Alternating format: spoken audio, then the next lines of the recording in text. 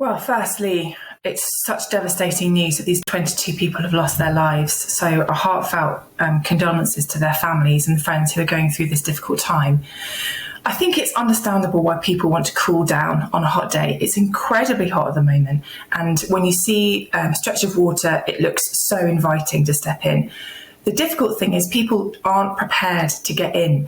There are lots of risks under the water that you just can't see. First one being cold water shock, which is particularly difficult in reservoirs and big rivers. This means that if you're jumping in, the temperature of your body is so different from the temperature of the water that it can make your body do involuntary responses like taking a big gasp of, oh, that's cold. But if you're underwater when you're doing that, you're going to draw in a lot of water. That's just one of the things that can happen with it. Of course, as well, the cold water can paralyze your muscles and put you in a very, very difficult situation. But particularly in canals, there's things like reeds and plant life that can tangle around your limbs and make it very difficult for you to move or to get out. There are hidden objects. Sadly, things are thrown into canals like trolleys. And if you were to land on one, it would cause you a lot of problems. And not forgetting as well that canals particularly are routes for boats. That's where boats travel. They're not designed as swimming pools. So there could be some residue, oil or petrol left in the water. Therefore, that's very limited amounts, but it's really not the place to swim. So we're just asking people, if they want to cool down this summer, please Google an open water swimming club near them.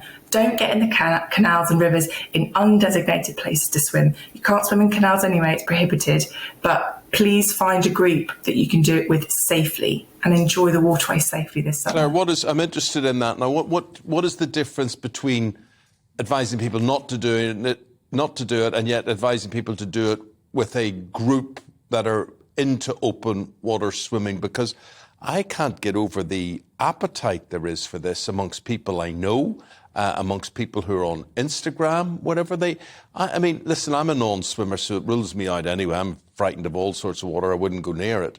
But it just never ceases to amaze me that any stretch of open water seems to be fair game for people. We hear about the fatalities, but we're not really talking about the huge amounts of people who are prepared to take on the risk or don't see the risk. Well, I think in that particular instance, a lot of people know about them, particularly in groups, in open water swimming groups. I myself was very lucky yesterday to be able to join an open water swimming group, and I went for a swim yesterday, but I was with a group, I had a safety chat, I had a float behind me, I had people looking out for me and checking I was okay the whole time I was there, and we went out for a set period of time. And I think that's different than people who just jumping in just for fun. Unfortunately, this summer we've seen a lot of young men and teenage boys jumping off bridges and using them as diving boards and jumping into canal locks and using them as swimming pools. These things aren't designed for those purposes. There are hidden things in locks that you just won't be able to see. And if you're not familiar with how a lock works, you won't know that there's a small platform near the lock gates called a sill, which you could land on. It could really hurt you. So I think open water swimming is great if you're doing it properly. So we just really ask people, find a club near you. There are lots of different websites out there. Beyond Swim, there's an open water swimming organisation. Go on those websites and find somewhere that's right for you, because you can do it safely. You can have a really good time.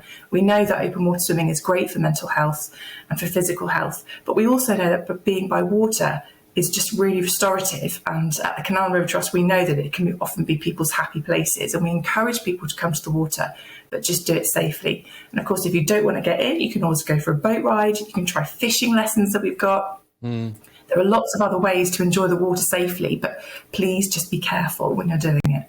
And just really quickly, Claire, if we see someone that's got into trouble, what's the best course of action? Yeah, thanks so much for mentioning that. So if you see somebody in the water who is struggling, please don't get in. Please don't get in, because it could be a rescue for you as well. So the best thing to do is to shout to the person to float on their back like a starfish. Then call 999 and ask for the fire service if you're inland, or the Coast Guard if you're at the coast.